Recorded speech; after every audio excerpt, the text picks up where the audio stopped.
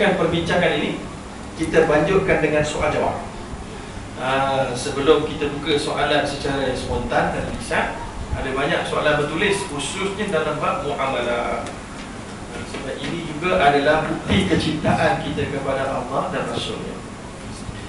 Satu, apakah pandangan mengatakan riba kalau sedikit dibolehkan mengambil sempena najis di dalam air 2 kolah?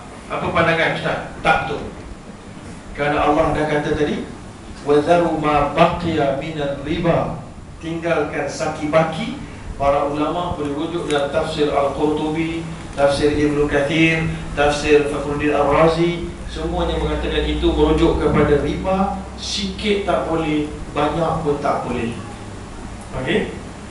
Yang kedua, tolong terangkan berhubung bid'ah, mengapa ada bid'ah baik dan bid'ah tak baik? Adakah Nabi sebut? Alamak, yang ini saya takut lah. Yang ini penat cerita, tuan.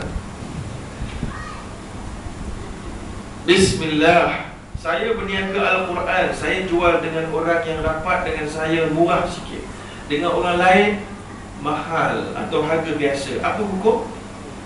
Kasih murah. Okey, itu pertama soalan dia. Hukumnya harus, kerana Allah sebut dalam Quran, illa an takuna tijaratan an taradin minkum. Hal yang tak bolehnya ambil harta tanpa keredaan, tak berniaga dengan mengambil harta tanpa hak, tanpa sebenar, kecuali apabila yang diharuskan adalah kamu ambil melalui jual beli yang sama-sama beredai harga dan barang. Nabi sebut innamal bai'u an taradin, sesungguhnya jual beli itu melalui keredaan. So, ahli keluarga rapat, kita jual murah sikit, itu bukan saja diharuskan, malah digalakkan dan sunat hukumnya. Ini yang dinamakan, yang saya sebut pagi tadi di satu tempat, man ahabba an yubsata fi rizqih wa yunsa'u fi athari falyasil rahimah. Barang siapa yang ingin ditambahkan rezekinya, hendaklah dia sila. Barang siapa yang hendak dibesarkan rezekinya dan dipanjangkan umurnya, hendaklah dia menyambung silaturahim. Mengukuhkan itu antara cara dia jual barang dengan lebih murah kepada kaum karabah kita. Okay? Nabi pernah sebut, sedekah yang kita beri pada kaum karabah dapat 2 pahala, pada kawan dapat 1 pahala. Kawan kerabat dapat 2 pahala, sebab 1 kerana sedekah, 2 kerana merapatkan silaturahim. Okey. Jual mahal kepada, itu kes kedua. Jual murah, cash murah, hutang mahal, harus hukumnya menurut 4 mazhab. Saya dah sebutkan Radio Hakim, yang mana dalam mazhab Asy-Syafi'i, disebutkan innal ajala ya'khudhu hisfan minat thaman, sesungguhnya tangguh itu menjadi sebahagian daripada harga. Dan disebutkan oleh ulama lain pula, dia kata tangguh itu adalah barang. Maknanya kalau saya jual handphone ni satu barang, tangguh tu dia satu barang yang berbeza. Dia barang juga, tapi dia bukan handphone, tapi dia tangguh. Tangguh tu adalah barang. Sebab tu dia ada 2 harga, maka diharuskan. Soalan yang seterusnya, KWSP ada membuat sistem menamakan pewaris. Adakah dengan ada penamaan itu, Bank KWSP akan menjadi milik total penama tanpa melalui cara pembahagian pusaka secara Islam? Ada khilaf. Pandangan majoriti di Malaysia dan tak salah saya Majlis Fatwa mengatakan penama hanya pemegang amanah sahaja. Tapi ada pandangan yang membantah. Mereka kata tapi tak apalah, kita pegang satu pandangan cukup lah. Cukup lah. Penama itu pemegang amanah dan dia bukan pemilik wang tersebut. Okey. Yang seterusnya,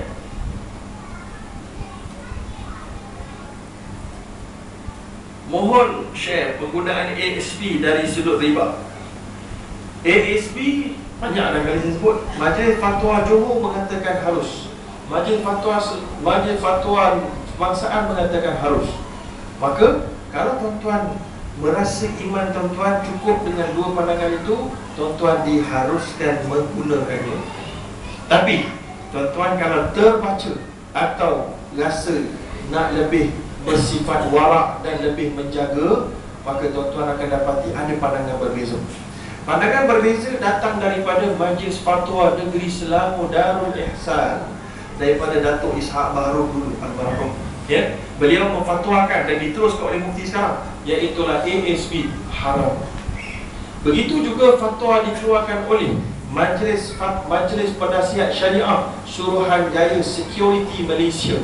Suruhanjaya Security ini adalah macam bank negara, dia punya level dia mewakili kerajaan dalam bab pelaburan satu Malaysia dan juga di seluruh Malaysia, di seluruh Malaysia, yang mana dia akan ada yang pelaburan yang halal dan pelaburan yang tidak halal. Yang halal dia namakan patuh syariah.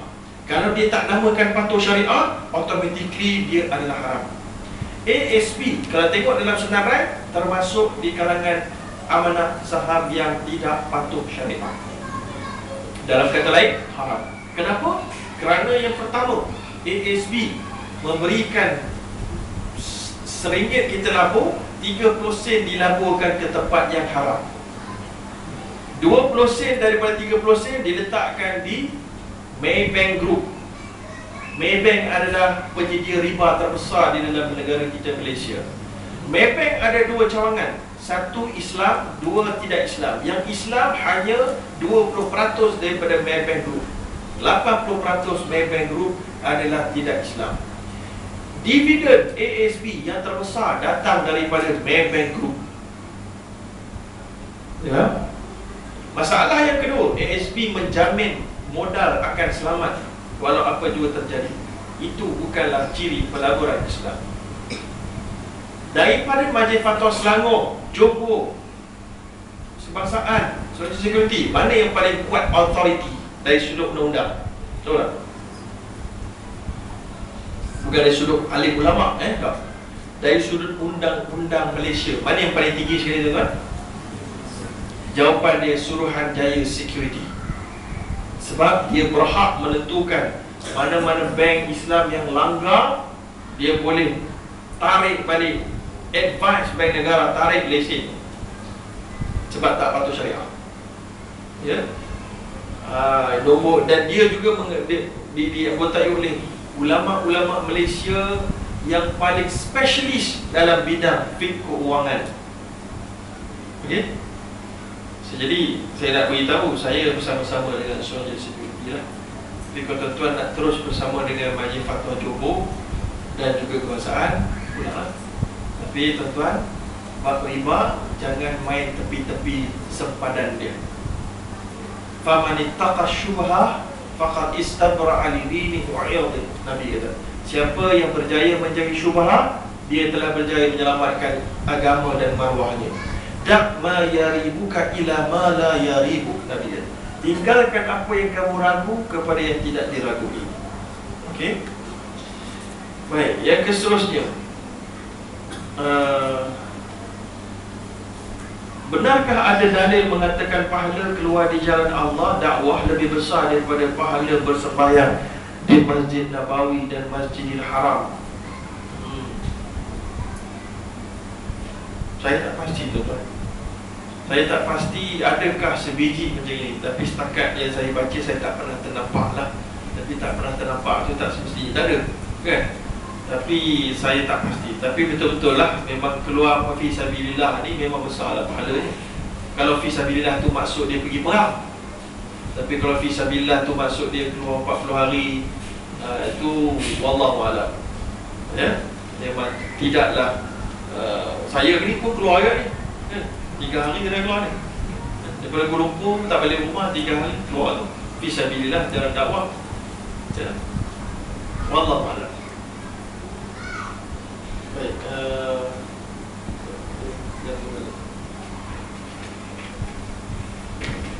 pelaburan emas di dalam gold saving passbook Malayan Banking Berhad, adakah dibenarkan? Setakat pengetahuan saya, Maybank gold account tidak diletakkan dalam produk Islamic dia. Justru dia tidak ada kepastian halal atau haram.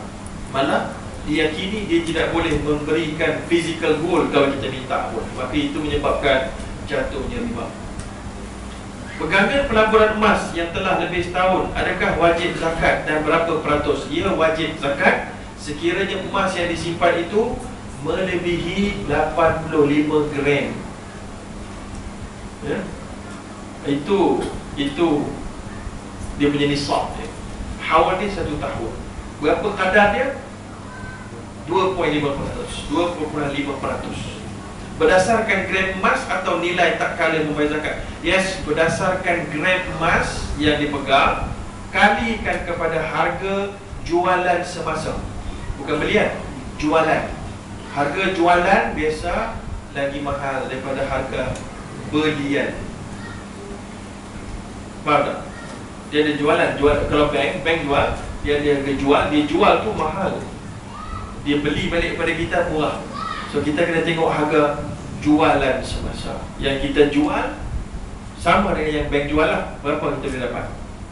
Tapi harga bank jual tu kadang-kadang lebih tinggi daripada harga pasaran. Harga pasaran RM171 1 gram. Harga jualan bank 180, sebab dia ambil margin, dia ambil spread. So dia tambah sikit. So kita kena ambil harga tu 171. Bukan harga yang dicampur untuk bank, kalau bank jual. Bagaimana kalau membuat bayaran perumahan menggunakan duit KWSP? Harus hukumnya.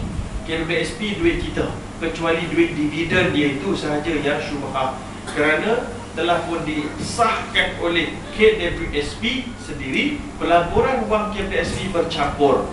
Menurut kajian saya dan beberapa rakan, lebih 70% duit kita yang tersimpan dalam bil KWSP telah dilaporkan ke tempat yang tidak halal, dengan alasan tidak cukup tempat halal. Betul lah tu. Tapi boleh diwujudkan oleh kerajaan, tapi pula bagai tak cukup.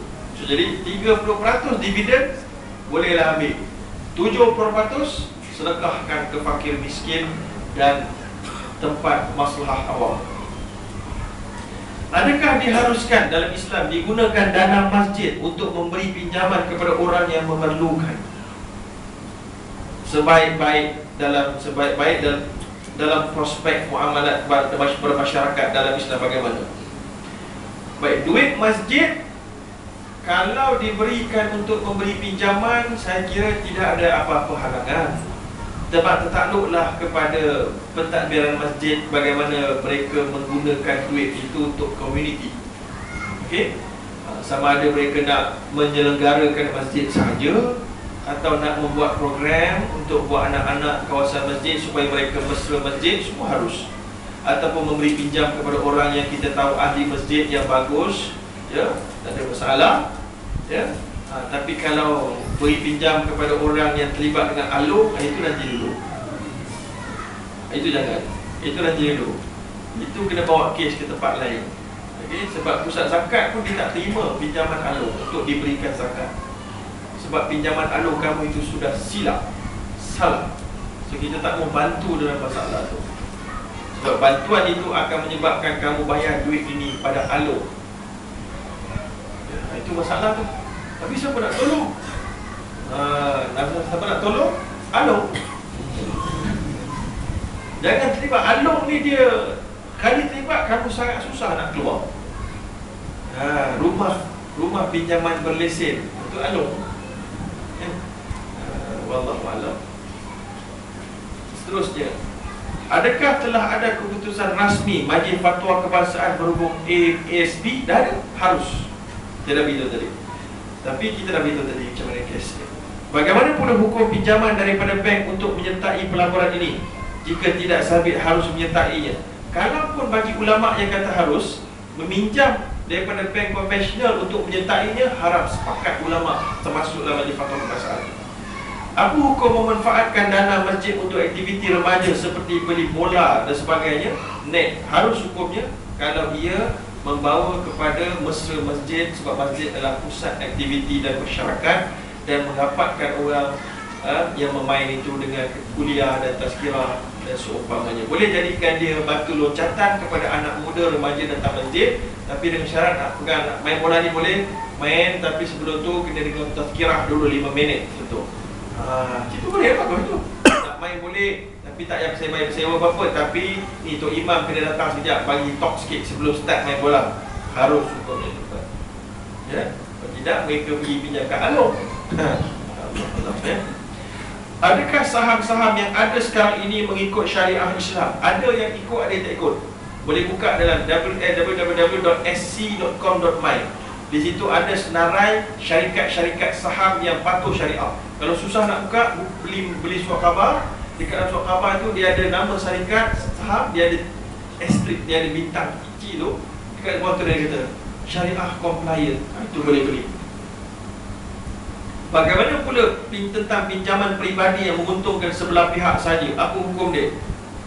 Pinjaman peribadi, saya tak faham maksud dia. Adakah dia pinjam pada bank atau dia pinjam pada orang? Ya, yang nyatanya pinjaman peribadi tidak menguntungkan sebelah pihak. Sebab kamu pun untung juga, sebab kamu dapat duit cash itu.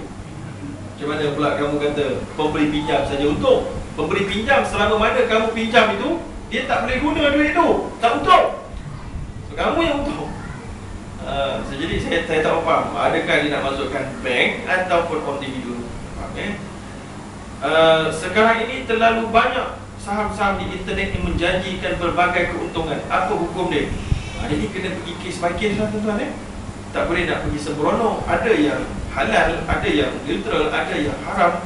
Tak adalah maknanya semua di internet itu haram. Tidak begitu.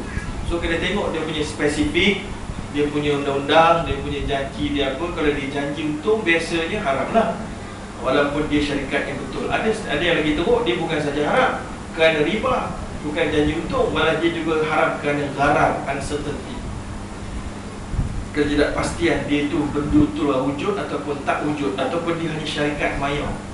Apakah kelebihan dan kesan pada diri kita sekiranya selepas berwuduk kita mengelap air wuduk dan membiarkan ia kering sendiri, atau membiarkan?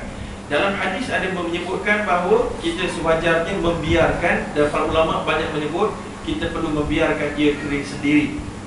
Ya, tetapi dalam kes tertentu yang tak sesuai, contoh kalau tuan-tuan belajar di Jordan, air dia tak berapa bersih sangat, tuan-tuan bagus kena lap supaya tidak memudaratkan kulit tuan.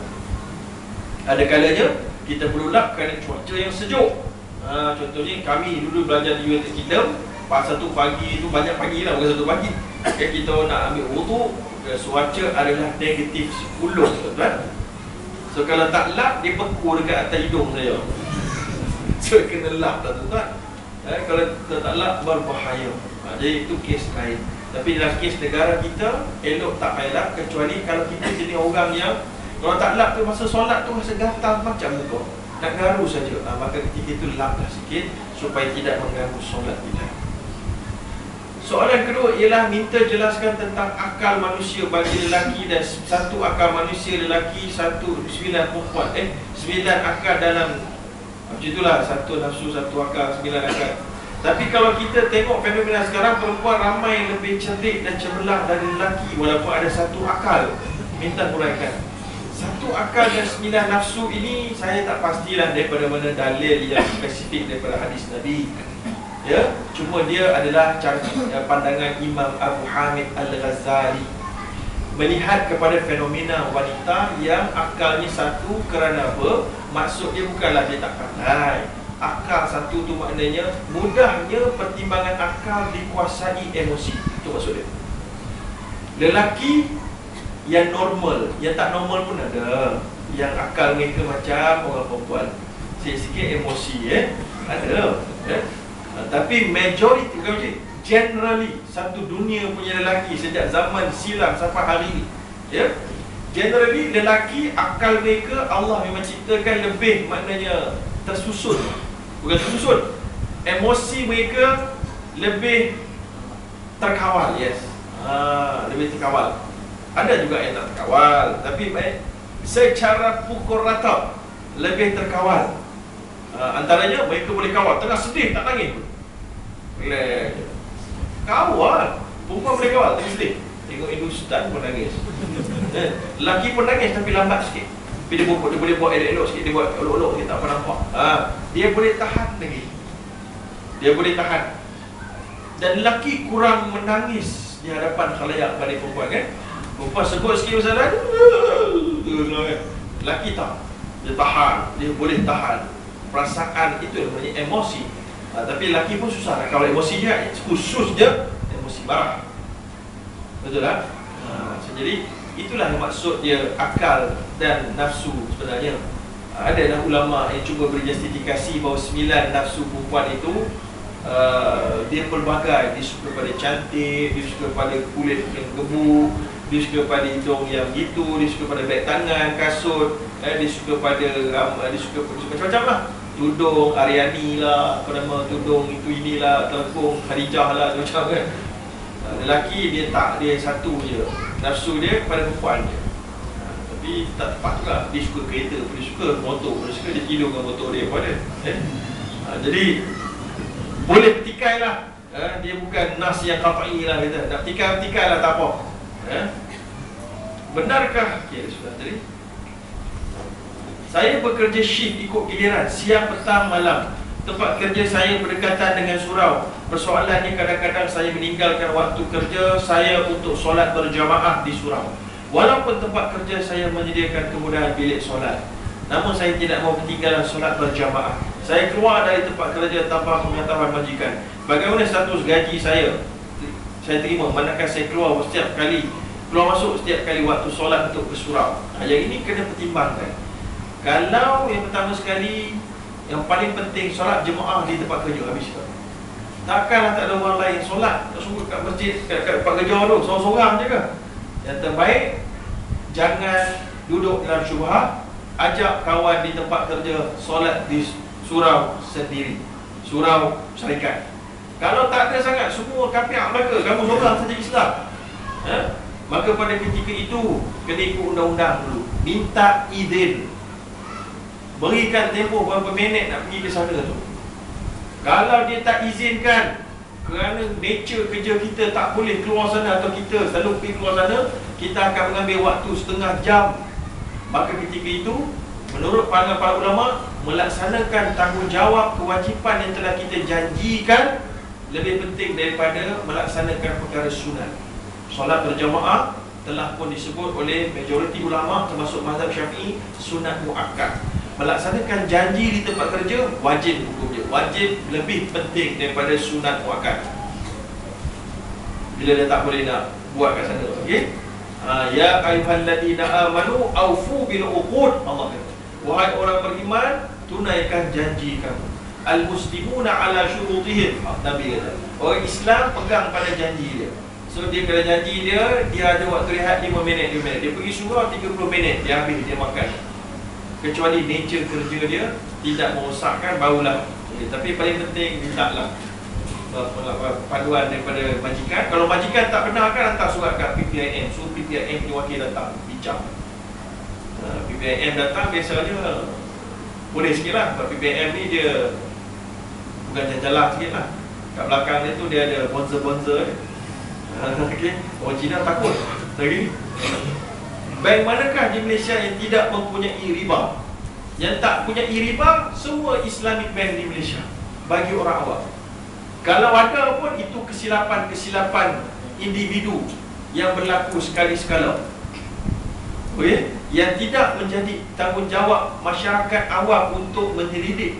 Sebab kamu semua, kita semua tak ada otoriti untuk menyemaknya.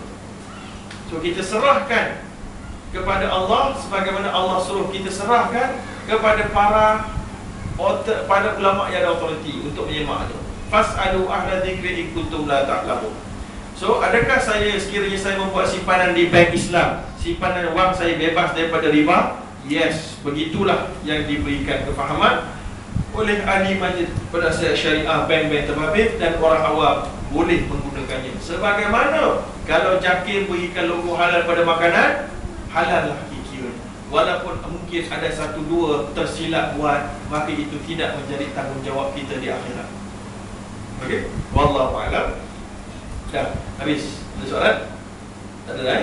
Kalau tak ada, terima kasih kepada pihak penganjur dan atas kesabaran tuan-tuan untuk mendengar sampailah ke akhir ceramah ini.